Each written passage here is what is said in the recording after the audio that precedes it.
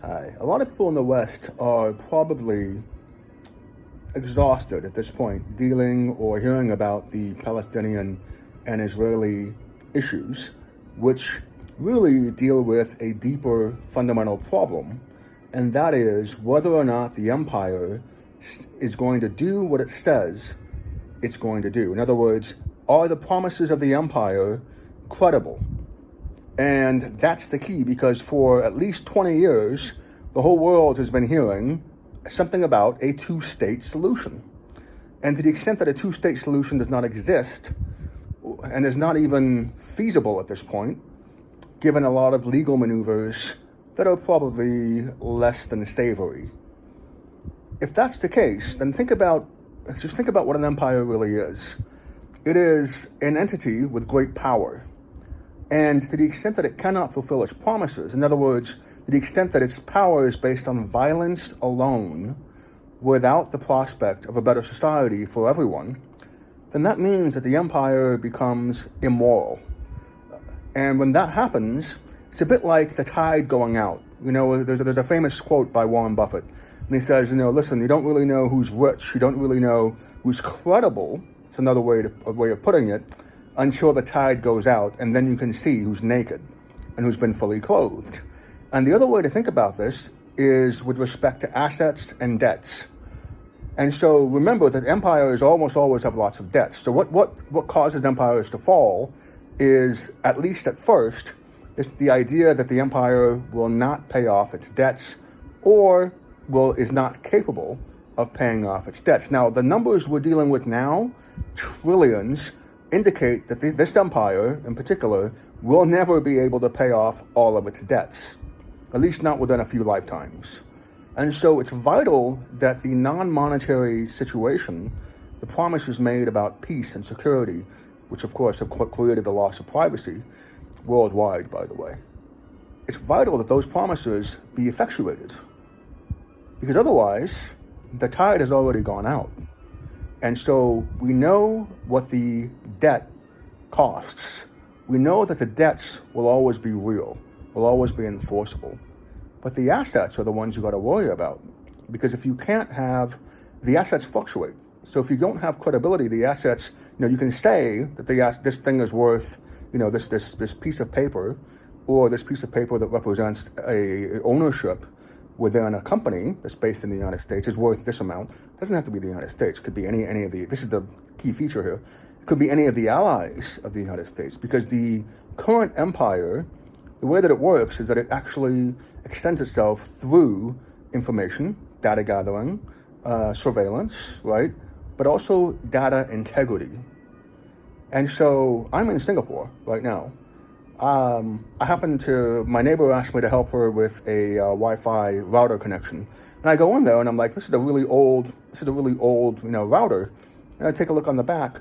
It's Alcatel-Lucent, a merger between an American and a French company in Singapore.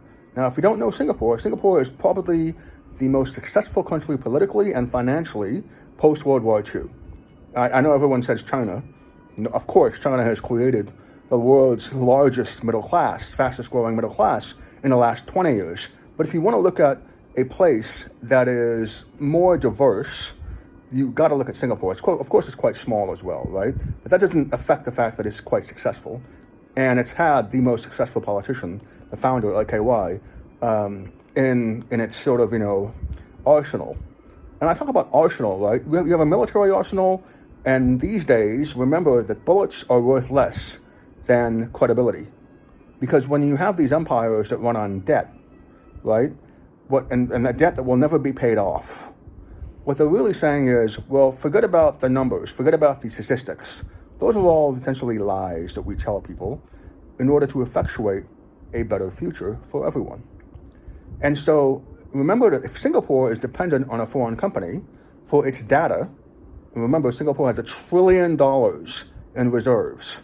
It has, it's not just dollars, it's got one of the best monetary systems in monetary authorities in the world. Its prime minister right now is from the MAS. It's kind of interesting how a lot of the best leaders almost always have some experience in the central bank, whether it's in Scotland or whether it's in England, and so on and so forth, with the Chancellor Gordon Brown. It's just remarkable how that there's some sort of a connection there.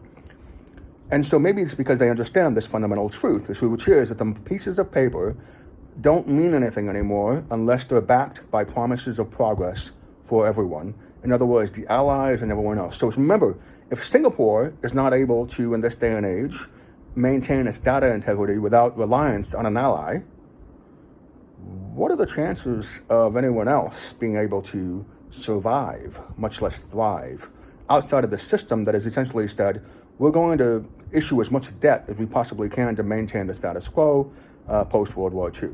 And of course, the status quo is crumbling, and it's crumbling in part because of these promises that were made that people have been telling each other at the upper echelons of society that have trickled down to the rest of us. And one of those promises has been a two-state solution with Palestine and with Israel. And to the extent that it's not there, it's not viable. Remember, the assets suddenly the values become unstable. In other words, why would you invest in the assets of a country that can't back up its promises?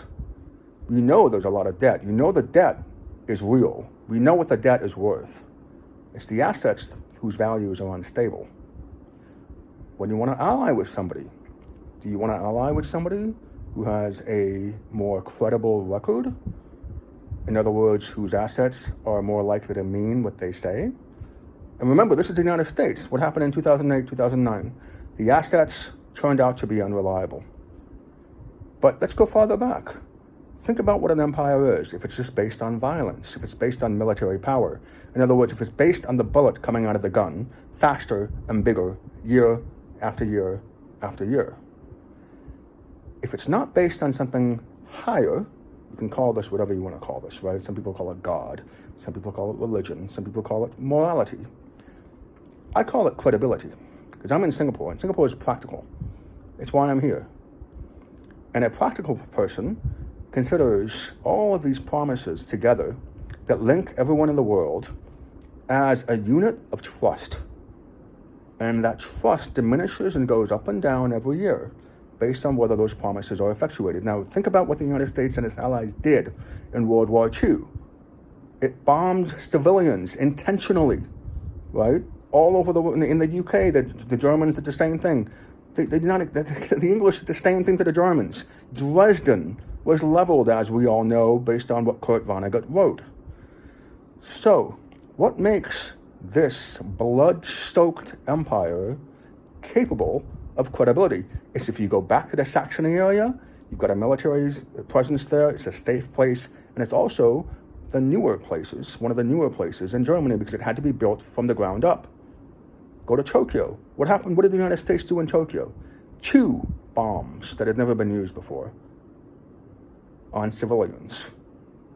Why do Japan and the United States enjoy a hospitable relationship today? Because Tokyo, I haven't been to Hiroshima, but Tokyo is now the most advanced city in the world. It is, in fact, more advanced than any city in the United States. It makes sense if most progress is incremental. So if you start from nothing, in other words, if everything is just destroyed, you can actually start ahead of everyone else because you don't have to worry about the past. But all of us have to worry about the past unless something catastrophic happens. What happened in Vietnam? Why is there even trade between Vietnam and the United States right now? Why is there even trade or relationships between Cambodia and the United States, given what Nixon and Kissinger did? Again, if you go to Ho Chi Minh today, it's a hospitable place. People are growing. The population is growing.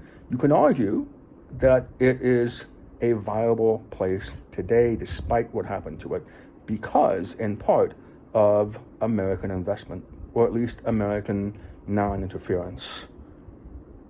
Although, of course, there's a lot of trade, right? The best products, clothing-wise, for the last 10 years, I've noticed, come from Indonesia, Vietnam. Those would be the top 2. Unless you're dealing with a special kind of cotton, you almost always want to buy clothing from those two locations. There's one more, I always forget it until I see it. So, put all these things together, and that's why the Israeli-Palestinian two-state issue is an issue, because it deals with the very fundamental nature of an empire. If an empire cannot do what it says what it's been saying it's going to do for the last 20 years, then its assets are worth nothing, because its credibility is worth nothing. And you have to remember, with great power comes great responsibility.